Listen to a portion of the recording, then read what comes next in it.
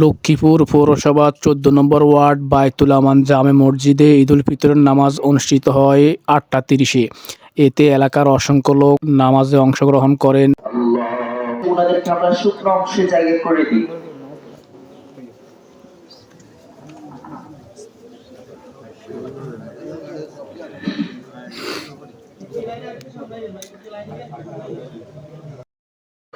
কারোর সাথে কারো দেখা নাই, কথা নাই, সবাই সবার মতো নামাজের মধ্যে ব্যস্ত।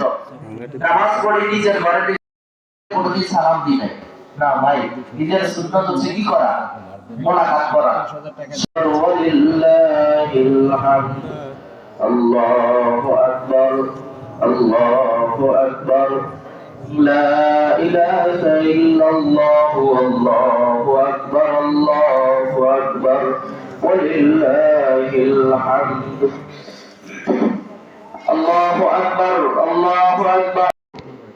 10,000 মুসলমান একত্রে নামাজ পড়ছে, তাদের মনের মধ্যে যে আনন্দ, রোজা রাখার পরে আজকে মহান রব্বুল আলামিনের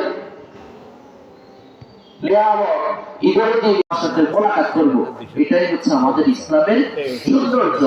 মুরব্বীরা ছোটদেরকে টেনে দিবেন, ছোটরা মুরব্বীদেরকে এসে সালাম দিবেন, বুকে বুকে জড়াবেন, এটাই হচ্ছে ঈদের দিনের সৌন্দর্য। আমরা যদি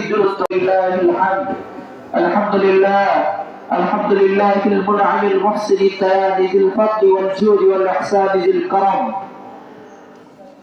والمغفرة والامتنان. الله أكبر، الله أكبر، لا إله إلا الله، والله أكبر، الله أكبر، ولله الحمد. مولانا محمد عبده ورسوله الذي أرسل حين شاع الكفر بالبلدان، صلى الله عليه وعلى آله وأصحابه ما لمع القمرات وتعاقب الملعات.